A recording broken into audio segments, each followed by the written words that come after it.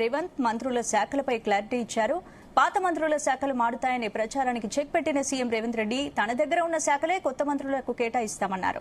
CM Revanth ప్రకటనతో కీలకమైన home, municipal, విద్యా శాఖలు ఎవరికిస్తారన్నది ఆసక్తికరంగా మారింది. మంత్రుల పోర్ట్ఫోలియోలపై హైకమాండ్ వ్యూహం ఏంటి, సీఎం రేవంత్ ఏం చేయబోతున్నారు, వాళ్ళ డిఎన్ఏలో మా ఎడిటర్ భరత్ తో డిస్కస్ చేద్దాం. భరత్, సీఎం రేవంత్ రెడ్డి ఢిల్లీ పర్యటన ముగిసింది. కొత్తగా ఎంపికైన మంత్రుల శాఖలపై రేవంత్ కి క్లారిటీ వచ్చింది అనుకోవచ్చు. ఒక విషయం మీద రేవంత్ రెడ్డి క్లారిటీ ఇచ్చారు. అదేంటంటే ఉన్న ఎగ్జిస్టింగ్ మంత్రుల పోర్ట్ఫోలియోలు చేంజ్ చెయ్యను, డిస్టర్బ్ చెయ్యను అని చెప్పి. ఇది హైకమాండ్ అల్టిమేట్ గా తీసుకున్న నిర్ణయం. మొదటి నుంచి వ్యూహం లేదు. ఎందుకంటే ఇదే గనక మొదటి రోజు ఉంటే ఆదివారం సాయంత్రమే పోర్ట్ఫోలియో డిస్ట్రిబ్యూషన్ అయిపోయేది. ఆదివారం మధ్యాహ్నం 12:19 ప్రమాణ స్వీకారం చేశారు. రేవంత్ తన దగ్గర శాఖలు మాత్రమే ఇవ్వదలుచుకుంటే గనక మొదటి రోజు ఇక్కడ దాకా ఎక్సైజ్ అయ్యేది కాదు. బట్ సోమవారం ఢిల్లీ వెళ్లడం, ఆ తర్వాత నిన్న సాయంత్రం బట్టిని ఉత్తమ్ను ఢిల్లీ రమ్మనడం, ఇవన్నీ వెళ్ళిన తర్వాత అల్టిమేట్ గా ఏం డిసైడ్ అయిందంటే ఇక పాత పోర్ట్ఫోలియోలు మంత్రులు ముట్టుకుంటే గనక మళ్ళీ లేనిపోయిన అసంతృప్తి వస్తుంది. అంటే మంత్రివర్గ విస్తరణ జరిగినా పెద్దగా అసంతృప్తి రాలేదు. నిజంగా చెప్పాలంటే కాంగ్రెస్ పార్టీలో మంత్రివర్గ విస్తరణ అంటే రచ్చ రంబోలానే. ఎవరు కూడా ఇంతవరకు హైకమాండ్ కు వ్యతిరేకంగా లేకపోతే పార్టీకి వ్యతిరేకంగా బహిరంగంగా మాట్లాడలేదు. అది నేనేమంటానంటే రేవంత్ రెడ్డి గాని, మహేష్ కుమార్ గౌడ్ గాని, హైకమాండ్ మీనాక్షి నటరాజన్ గాని విజయం అని చెప్తాను. ప్రతిసారి కాంగ్రెస్ పార్టీలో మంత్రివర్గ విస్తరణ అంటే అది రాజశేఖర రెడ్డి సమయంలో కూడా జానారెడ్డి చేసి దివాకర్ రెడ్డికి 2009లో ఇవ్వలేదు, 2004లో ఇవ్వకపోతే పి జనార్దన్ రెడ్డి గాని, మర్రి శశిధర్ రెడ్డి గాని తీవ్రంగా వాళ్ళ అసంతృప్తి వ్యక్తం చేసి బహిరంగంగా రాజశేఖర రెడ్డికి వ్యతిరేకంగా మాట్లాడిన సందర్భం ఉంది.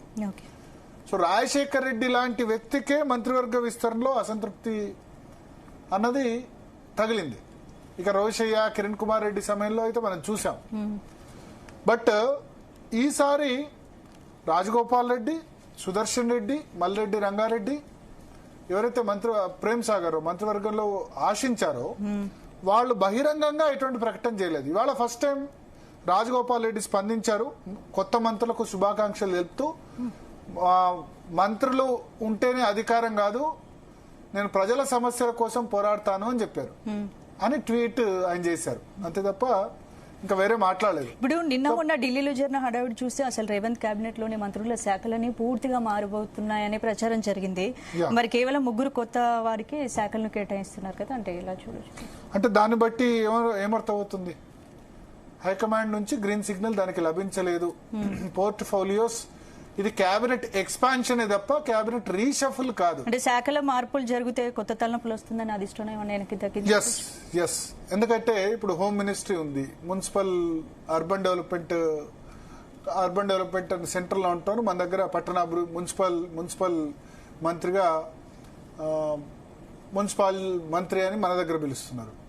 తర్వాత ఎడ్యుకేషన్ ఉంది, లా ఉంది, ఇవన్నీ ఉన్నాయి. ఇవి కాకుండా హోంశాఖ ఎవరికి ఇవ్వాలి? ఫైనాన్స్ నుంచి బట్టిని మార్చాలా? హోంశాఖ ఉత్తమ్కి ఇస్తారు. ఇట్లా రెవెన్యూ శాఖ చేంజ్ చేయాలి. ఇట్లా రకరకాల స్పెక్యులేషన్స్ వచ్చాయి.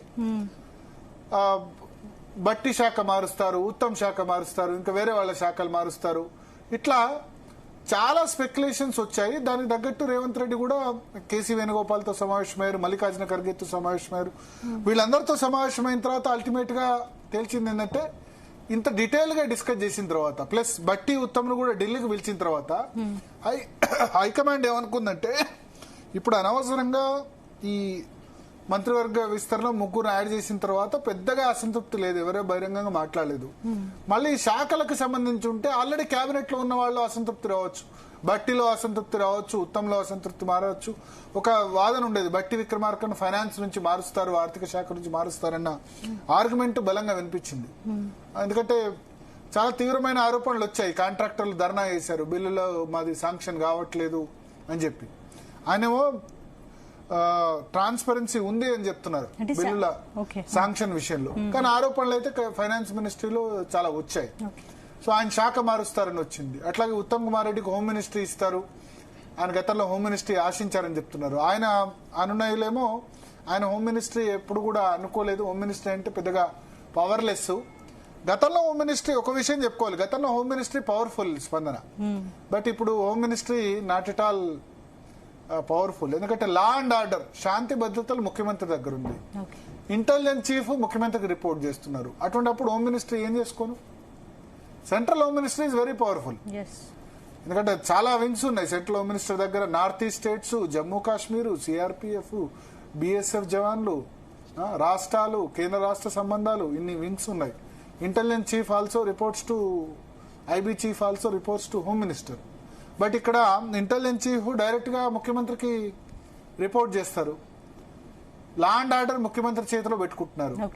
ఎప్పుడైతే 2009లో సబితా ఇందారెడ్డిని తొలిసారి, అప్పుడు జానారెడ్డి ఫస్ట్ టర్మ్ లో హోమ్ మినిస్టర్ ఉన్నారు, సెకండ్ టర్మ్ లోనే సబితా ఇందారెడ్డిని హోమ్ మినిస్టర్ గా రాజశేఖర రెడ్డి నియమించారు.